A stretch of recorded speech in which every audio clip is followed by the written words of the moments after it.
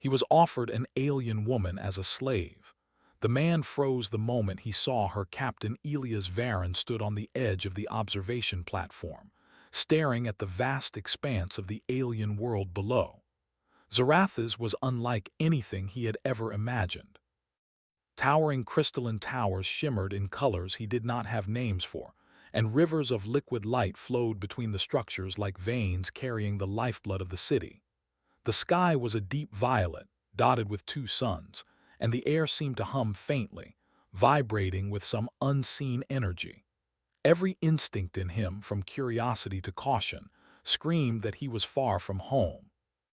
Yet this was what he had trained for all his life, a first contact mission with an advanced alien race. He adjusted his uniform, feeling the stiffness of formal attire in the alien warmth. His team of scientists, engineers, and linguists moved around him, checking instruments and scanning the horizon. They were tense like he was, but Elias carried the weight of responsibility more heavily than anyone. The Crithians, the dominant species of this planet, had invited him here for a council meeting, an event humanity had dreamed of for decades. But when the transport ship descended into the city, Elias had felt a thrill of excitement mixed with unease. A Crithian ambassador approached him, tall and elegant, with smooth, silver-blue skin and eyes that glowed faintly in the low light. The being's presence was commanding yet graceful, moving as if every step was measured in harmony with some cosmic rhythm. Elias felt his heartbeat quicken, not out of fear but awe. "Captain Varon," the ambassador said, in a voice that vibrated in his mind as well as his ears.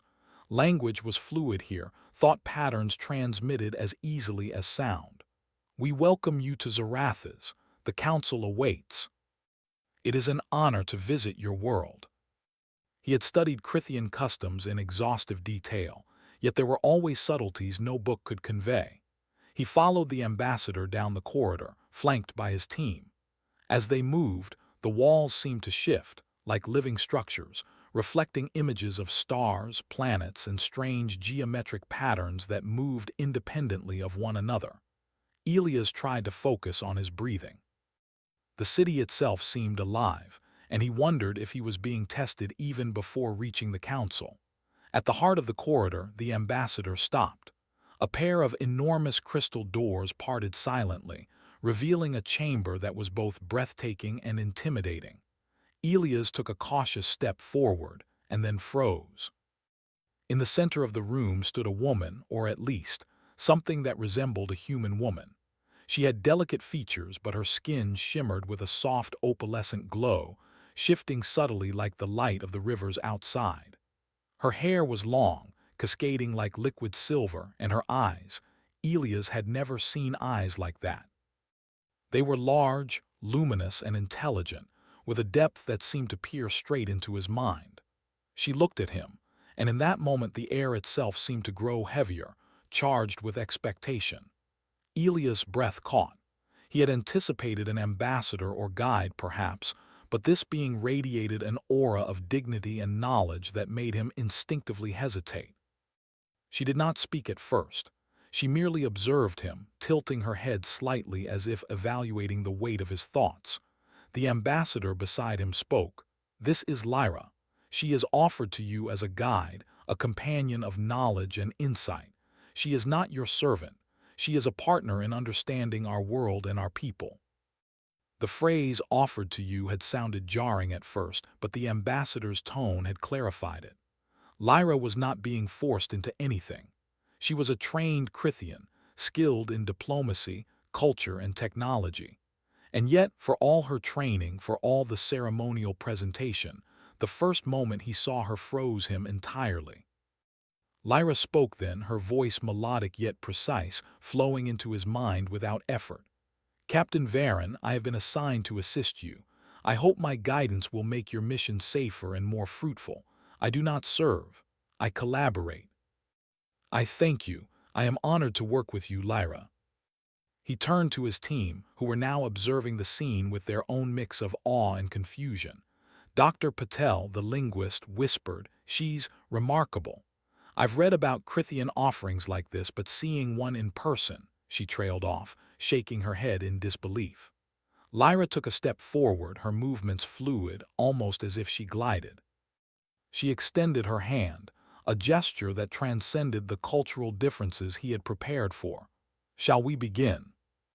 He forced himself to release her hand and step back, reminding himself to maintain composure. She smiled faintly, reading his hesitation, and said, "You will learn quickly that caution is wise here, Captain. Zaratha's tests not only skill but judgment."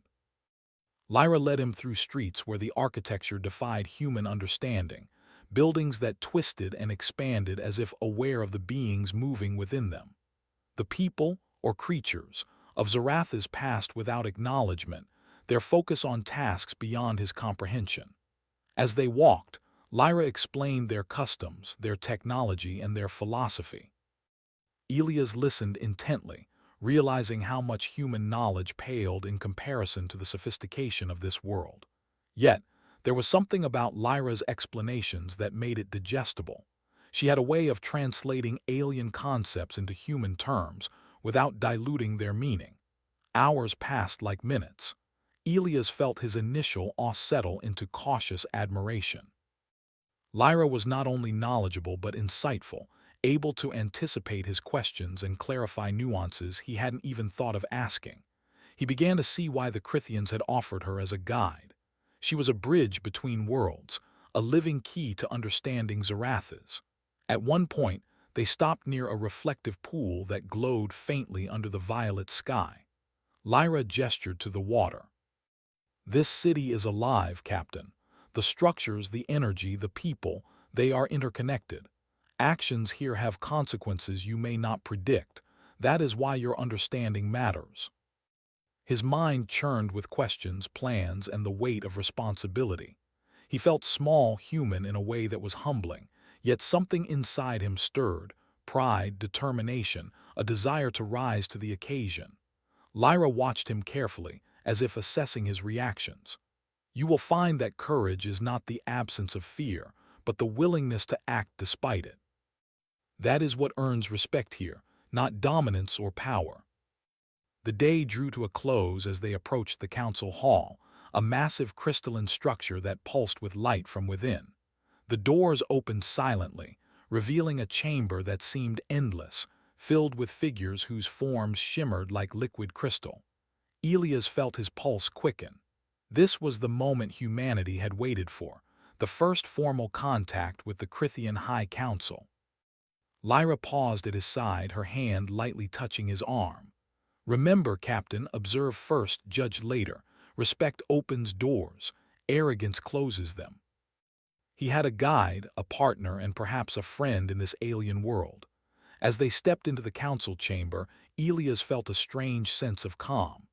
The council members' eyes, many of them incomprehensible to human vision, turned toward him. Whispers, subtle and almost musical, filled the air. He straightened his shoulders, meeting their gaze as best he could, and realized that the path ahead would test every skill, every principle he held. Yet in that moment, standing beside Lyra, he knew one thing for certain: humans were not powerless in the face of the unknown. If they could learn, adapt, and respect the ways of others, they could rise to challenges no one had ever imagined. And perhaps, just perhaps, they could earn the Crithians' respect, not through fear or dominance, but through courage, wisdom, and the indomitable human spirit. The doors closed behind them with a soft hum, and Elias stepped forward into history. Elias felt the weight of the council chamber's silence pressing on him as he walked beside Lyra. The figures ahead shimmered with colors that shifted constantly, like living gemstones reflecting the light of Zaratha's twin suns. Their forms were elegant, yet impossible to fully comprehend, and Elias struggled to focus on any single one. He reminded himself to breathe, to remain calm, but his mind was racing. He had trained for first contact missions, yet nothing in any simulation had prepared him for this. Lyra's presence at his side was grounding. She moved with the same calm he wished he could emulate, her glowing eyes scanning the chamber and the council members as if reading invisible currents of thought.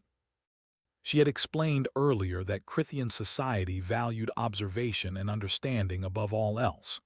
Actions taken without comprehension could bring disrespect or even danger. The council members shifted slightly as Elias approached, and one stepped forward, its form taller than the others, pulsing with a soft violet light.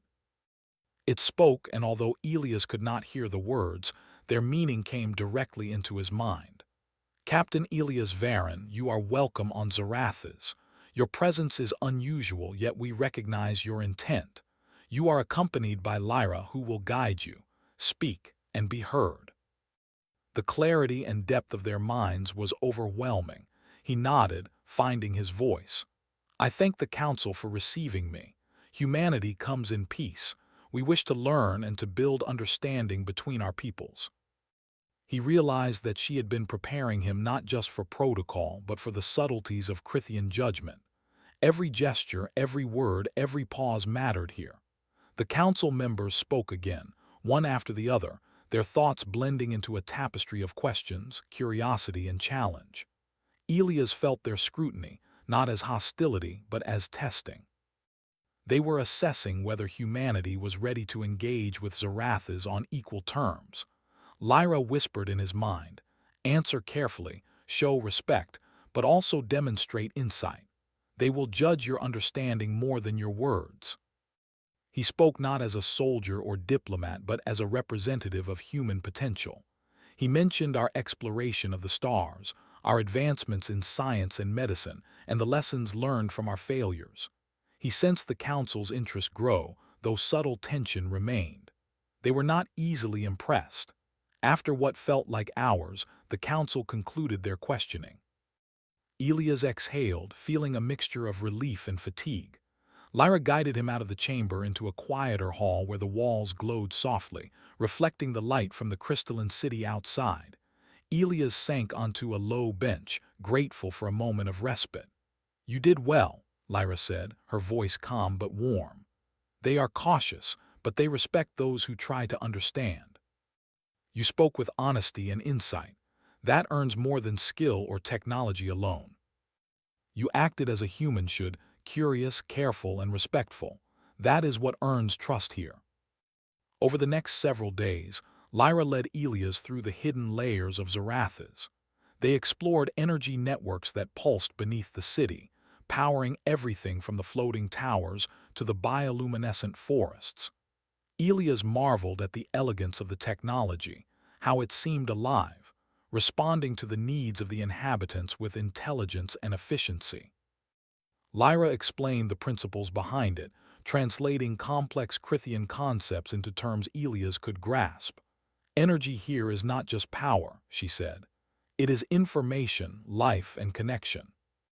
To manipulate it without understanding is to risk harm not only to yourself, but to others. He tried to mimic her motions, and though his attempts were clumsy, he began to feel the principles intuitively. During their explorations, they encountered other Crithians, some welcoming, others wary. Elias learned quickly that gestures, tone, and timing were crucial. A simple nod could communicate respect, while hesitation might be seen as doubt or fear. Lyra's presence smoothed interactions, her guidance subtle but effective. One evening, they visited a sacred grove, where crystalline trees grew in spirals that twisted toward the sky. The light from their trunks shimmered in patterns that told stories of Crithian history and philosophy. Elias felt a sense of awe, realizing that even the natural environment was deeply intertwined with culture and knowledge. Lyra spoke softly. Humans often think of history as events. Here, history is experience, encoded in the living world. To understand Crithians, you must understand their environment as much as their minds. One day, while navigating the twisting streets of Zarathas, Elias and Lyra encountered a group of Crithians engaged in a ritual he did not understand. They moved in synchronized patterns, their forms flowing like water, chanting in tones that resonated in the chest as much as the ears. Humans might have found it strange or intimidating, but Lyra remained calm, explaining the purpose in simple terms. They are honoring the energy of the city, she said. It is a celebration of life and connection. Observe, do not interfere. Their intentions are clear, even if their forms are unfamiliar to you. What seemed alien or incomprehensible at first often had logic, beauty, and purpose once understood. He felt his respect for Krithian culture deepen, and with it, his appreciation for Lyra's role. She was not just a guide. She was a bridge between worlds, a living translation of a civilization vastly older and wiser than humanity. During their walks, Lyra shared stories of Krithian history, their triumphs and failures, their philosophies about life, energy, and connection. Elias listened, absorbing lessons about adaptability, cooperation, and moral responsibility. He began to see parallels between human struggles and Krithian ideals, understanding that courage and wisdom were universal values, even across species. One afternoon, they reached a vantage point overlooking a valley filled with floating crystals and glowing streams. Elias turned to Lyra, feeling a rare moment of openness. "I never expected to find a world like this," he admitted. "Or to meet someone like you. You make all of this make sense somehow. It is your willingness to learn, to observe, to respect. Without that, even the clearest guidance would be lost." But more than that, he felt a spark of hope, that humans could rise to challenges not by force but by intelligence, morality, and understanding. As they returned to their quarters that evening, Lyra paused at the doorway. "Tomorrow, you will begin more formal exchanges with the Council. They will test your ability to adapt, to make decisions that affect both humans and Krithians. Are you prepared? I will be with you every step of the way." With knowledge, courage, and the guidance of an extraordinary being at his side, he was ready to face whatever trials awaited. The night deepened, the city pulsing softly under the twin suns' fading light. Elias felt a strange sense of anticipation, knowing that humanity's first steps into the wider universe were only beginning. And for the first time, he understood that true strength came not from dominance or weapons, but from understanding, cooperation, and the indomitable human spirit. The next morning, Elias awoke to the soft glow of Zaratha's twin suns rising over the crystalline towers. Light danced across the walls of his quarters, reflecting in colors he could not name. For a moment, he allowed himself to simply watch the city wake. Then he remembered the day ahead. Today, he would engage in more formal interactions with the Krithian Council, and the weight of responsibility pressed upon him like never before. Lyra was already waiting for him, standing near the balcony with her glowing hair catching the morning light. She turned as he approached and gave a faint smile. "The Council will test you more directly today," she said. "You must think quickly and act wisely. Observe first, respond second."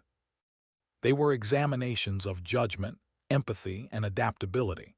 One misstep could create mistrust, not just toward him but toward humanity. As they walked through the city, Elias noticed the layers of life and energy that existed simultaneously. Krithians moved with fluid precision, interacting with machines and environments as if the distinctions between the two did not exist. Energy streams flowed along the streets, and Elias could feel the subtle vibrations in the air as though the city itself were alive. Lyra guided him along paths less traveled, explaining how even small gestures could have large consequences in this interconnected world. When they arrived at the council chamber, Elias was struck by how different it looked from yesterday. Today it was more crowded, with figures not just shimmering in crystal but displaying patterns of light that shifted to show emotion, status, and intent. The chamber seemed to hum, alive with awareness. Elias' pulse quickened, but Lyra's calm presence at his side steadied him. The council began immediately. Questions came not in words but as streams of thought and feeling. Elias had to process multiple layers at once: the content of the questions, the emotional undercurrents, and the expectations embedded in Krithian logic. At first, it was overwhelming. He stumbled mentally, unsure how to respond. Lyra whispered gently in his mind, "Remember, Captain, They are testing your adaptability. Focus on patterns, not just details. Understand intent, not only words. He explained mistakes humans had made, but also how those experiences had led to growth. A ripple of energy passed through the chamber, signaling approval from some members and curiosity from others. One counselor, taller and more imposing than the rest, projected thoughts of doubt and challenge. Elias felt it as a subtle pressure, testing his resolve. "How can we trust humans?" the counselor seemed to ask. "How do we know you will not exploit knowledge or power?" "We seek partnership, not dominance, and we offer respect in exchange for guidance." Each scenario was abstract, impossible to simulate fully in human terms, yet Elias could see patterns emerging. Lyra guided him silently, helping him interpret the scenarios without giving direct answers. "Do not try to control the situation," she advised. "Observe, adapt, and propose solutions that demonstrate understanding of both human and Crithian principles." Elias analyzed the situation, recognizing that a direct intervention could damage the delicate ecosystem of the tower. He suggested a solution that allowed the energy to stabilize naturally, using human ingenuity combined with Crithian principles. The council responded with a hum of satisfaction. Elias felt a surge of confidence, but reminded himself not to become complacent. Lyra nodded at him, her expression faintly approving. "You are learning quickly. The key is balance, between caution and action, between human and Crithian logic." Elias was pushed to his limits, but he discovered strengths he had not fully realized. His ability to adapt, to combine human intuition with rational problem-solving, began to earn subtle acknowledgement from the council.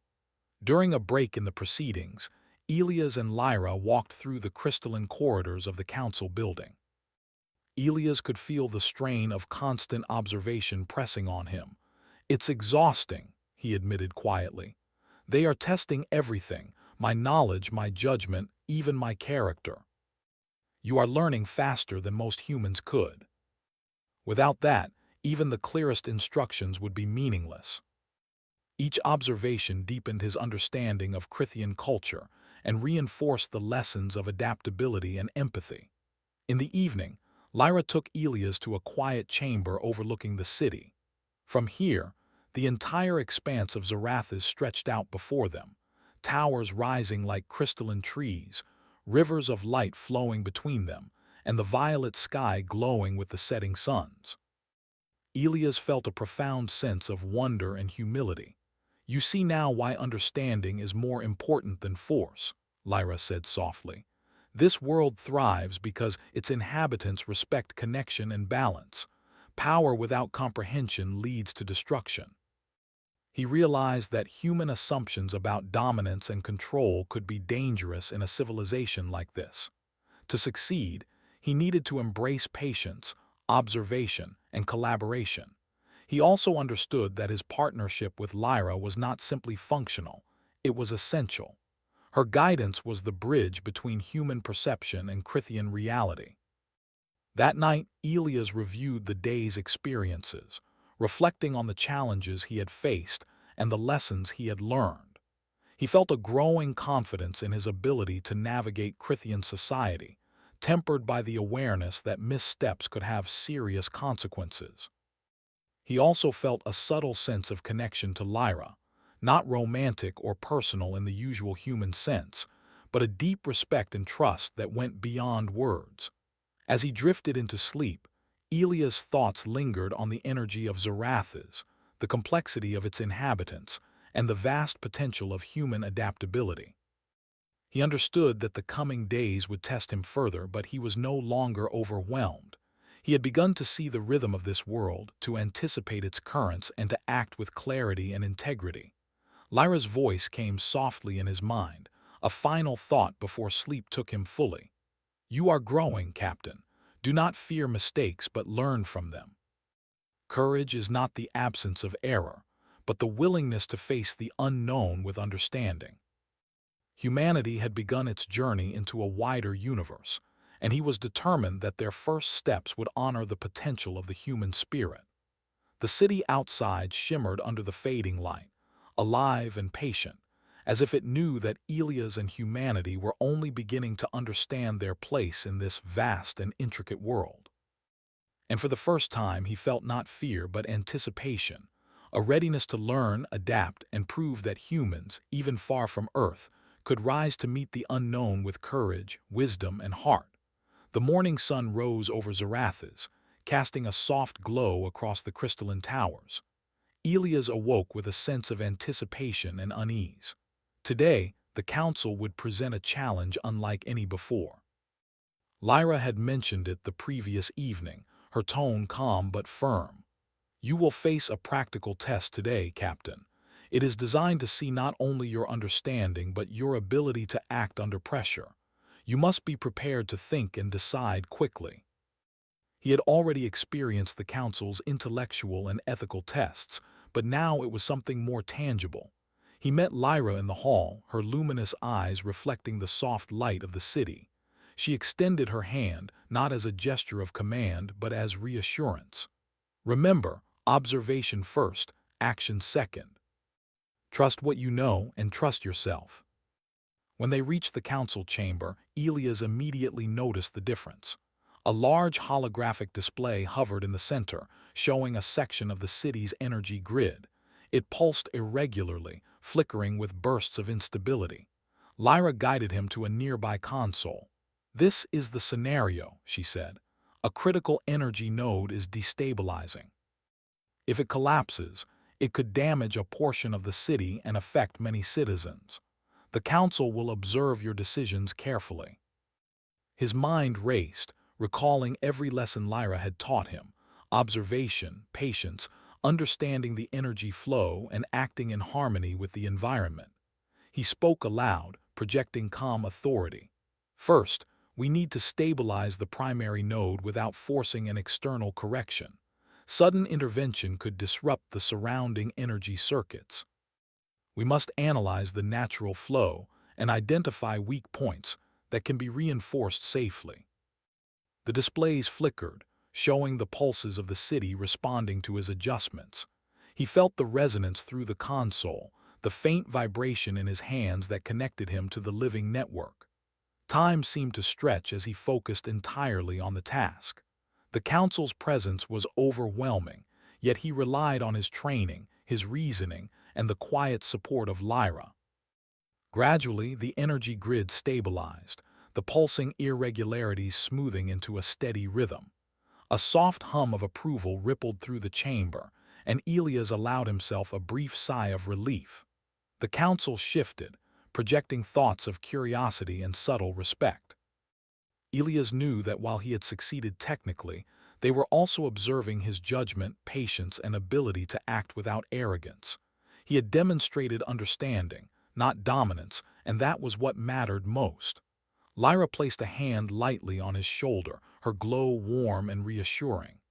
"You did well, Captain. That was a difficult test, and you handled it with intelligence and calm.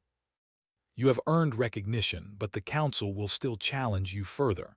There is one final test, more complex and unpredictable." The air vibrated with a low hum, and Elias felt the unfamiliar pull of the energy around him. Lyra explained the scenario. "A rogue energy field has formed in a previously stable district. It is interfering with both infrastructure and the local population.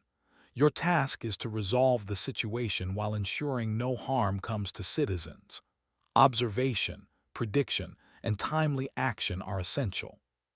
The field is unpredictable, and the Council will note every decision you make. We cannot impose force. We must guide it toward stability, using both environmental feedback and controlled adjustments." The field responded unpredictably at first, shifting violently in reaction to his corrections. He adjusted his strategy, using subtle resonance pulses and energy harmonics to influence its movement. Slowly, the chaos began to subside, the field stabilizing into a coherent flow that integrated smoothly with the surrounding systems. The council observed silently, their forms shimmering with approval. Elias felt a surge of satisfaction, but he did not relax. Lyra reminded him gently, "The field is stable now, but your next step matters. Ensure the district remains safe, and that the citizens are unharmed." The chamber hummed with recognition. Elias exhaled, feeling the culmination of his efforts settle within him. He had faced an unpredictable challenge, adapted, and succeeded without causing harm. The lessons Lyra had imparted, the importance of observation, patience, and collaboration, had proven invaluable. Lyra smiled, her eyes glowing faintly. "You have demonstrated not only skill but judgment.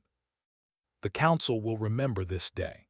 You have shown that humans are capable of rising to complex challenges, even in unfamiliar environments." The Crithians were not impressed by force or bravado. They respected understanding and intelligence, and he had demonstrated both. After the council session, Lyra led him through the city streets once more, allowing him to see the results of their efforts firsthand. Citizens moved with ease, interacting with the energy flows that had been stabilized. Buildings shimmered steadily, and the city pulsed with life in a way that felt harmonious and balanced. Elias marveled at the visible proof of his actions, understanding that his success had tangible consequences, not just theoretical approval. They paused at a small overlook, where a valley of glowing crystals stretched toward the horizon. Elias turned to Lyra, gratitude and admiration evident in his eyes. "I can't thank you enough. Without your guidance, I would have been lost. You've helped me see the city, its people, and its energy in ways I never could have imagined. Your ability to observe, adapt, and make decisions is what allowed success. Remember that strength lies not in knowledge alone, but in the application of it with wisdom." On this alien world, he had learned the true value of human ingenuity and morality. As the sun set over Zarathas, casting long shadows across the crystalline towers, Elias reflected on the day's events. The practical challenges had tested not only his skills but his character. He understood now that the Council's tests were as much about evaluating human temperament as technical ability. Patience, observation, empathy, and adaptability were qualities that would earn the Crithians respect more than any display of power. Lyra remained at his side as they returned to their quarters. "Tomorrow, you will face diplomatic simulations," she said. "They will test your ability to negotiate, to understand cultural nuances, and to make choices that affect both humans and Crithians. The lessons you've learned today will serve you well." As night fell over Zarathas, the city shimmered under the twin moons, alive with energy and possibility. Elias lay awake for a long time, contemplating the lessons of the day and the challenges to come. He felt a quiet determination, a readiness to continue learning, adapting, and proving humanity's worth. Lyra's final words echoed in his mind. "You have taken the first steps toward understanding. Remember, courage is not the absence of fear, but the willingness to act wisely despite it. The future will test you further, but you are ready." Humanity had begun to take its place in the wider universe, and he was determined to ensure that their first steps were guided by wisdom, morality, and the indomitable human spirit. The next day dawned with a soft violet light spilling over the crystalline towers of Zarathas. Elias awoke early, a mix of anticipation and quiet determination running through him. Today, the council would make its final evaluation, and the stakes were higher than ever. He had passed the intellectual and practical tests, but now he would face a diplomatic challenge designed to test his judgment, understanding, and humanity. Lyra met him at the entrance to the council chamber, her glow soft and reassuring in the morning light. "The simulations today will be complex," she said. "They will test your ability to negotiate, understand differing perspectives, and make choices that affect not only humans but Crithians. Remember, Captain, wisdom and empathy are your greatest tools." He had learned much during the past days: the rhythm of Crithian thought, the subtle balance of energy in the city, the importance of observation and respect. But he knew that theory would not be enough. He needed to act with clarity, insight, and courage. As they entered the council chamber, the space seemed to pulse with anticipation. Holographic displays projected scenarios of conflict, diplomacy, and ethical dilemmas, each one intricate and unpredictable. Crithian figures shimmered, their forms shifting to reflect curiosity, caution, and expectation. Elias felt the weight of their observation but found comfort in Lyra's calm presence beside him. The first scenario involved a dispute between two districts of the city. Energy flows had become imbalanced, and each district blamed the other for interference. Elias studied the projections carefully, recognizing that a simple enforcement of rules would only worsen tensions. He remembered Lyra's lessons: observe, understand, and guide rather than dominate. He projected his thoughts clearly and calmly, addressing the council and the simulated parties. Both districts are connected through the same energy network. A solution that considers only one side will fail. We must create a cooperative approach that balances the energy and restores harmony for all. The council responded with subtle approval, recognizing not only the correctness of his solution, but the thoughtfulness and empathy behind it. The next scenario escalated in complexity. A critical transport hub faced sabotage from a faction of citizens who distrusted humans. Elias studied the situation, noting the underlying causes of fear and misunderstanding. He realized that direct intervention could provoke resistance. Instead, he needed to address the root problem: mistrust. He projected his plan carefully, suggesting open dialogue between the faction and the council, along with demonstration of human respect for Crithian culture and rules. Lyra guided him silently, offering insights into Crithian communication patterns and cultural nuances. The simulation unfolded, showing the faction gradually accepting dialogue and cooperation, avoiding conflict entirely. Elias felt a surge of satisfaction. The lesson was clear: understanding and empathy were more powerful than authority or force. Humanity could succeed not by imposing itself, but by working in harmony with others, learning and earning trust. The final test was the most complex of all.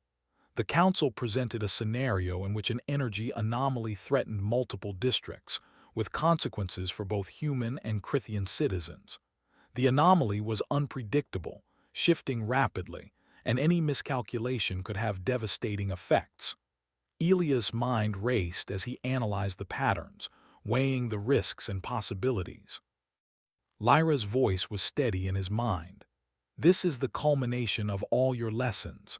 Observe carefully, predict the outcomes, and act with precision. Trust yourself and what you have learned." Instead, he proposed a multi-step strategy. First, stabilize key energy nodes using subtle harmonic resonance. Second, guide the anomaly along safe paths. And third, coordinate human and Crithian efforts to monitor and adjust in real time. He executed the plan methodically, feeling the pulse of the city through the interface, sensing how each adjustment influenced the surrounding energy. The anomaly shifted, resisted, and pulsed unpredictably, but Elias adapted continuously, guided by observation, reasoning, and Lyra's insights. Slowly, the anomaly's behavior stabilized, and the projections showed the districts returning to balance. The chamber hummed with recognition. Elias exhaled, feeling the weight of the day lift slightly. He had faced unpredictable challenges, made complex decisions, and maintained the safety of both humans and Crithians. The council's attention felt approving, their forms shimmering with subtle colors of respect. Lyra stood beside him, her expression calm but warm. "You have demonstrated what humans can achieve when they act with understanding, patience, and courage. You have earned more than recognition, you have earned trust. We recognize your achievements and welcome continued partnership." He realized that this recognition carried responsibility.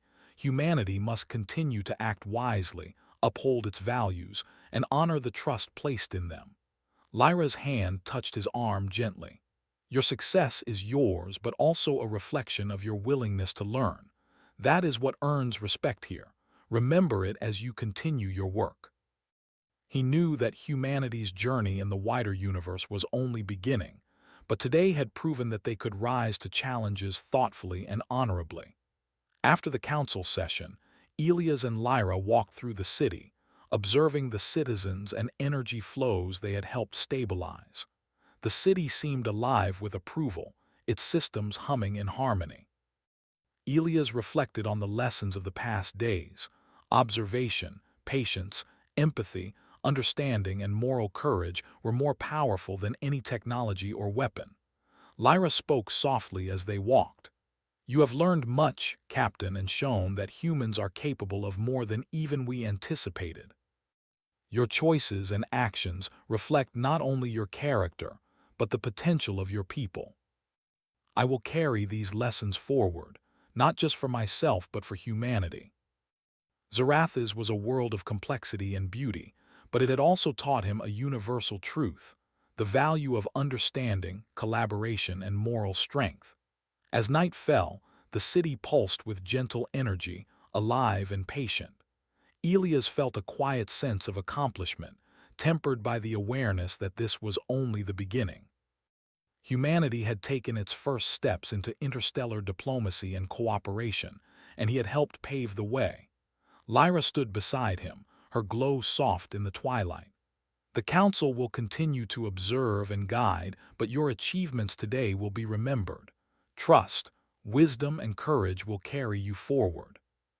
He realized that the partnership between humans and Crithians, embodied in his collaboration with Lyra, represented something greater than themselves. It was a bridge between worlds, a testament to what could be achieved when curiosity, respect, and intelligence guided action.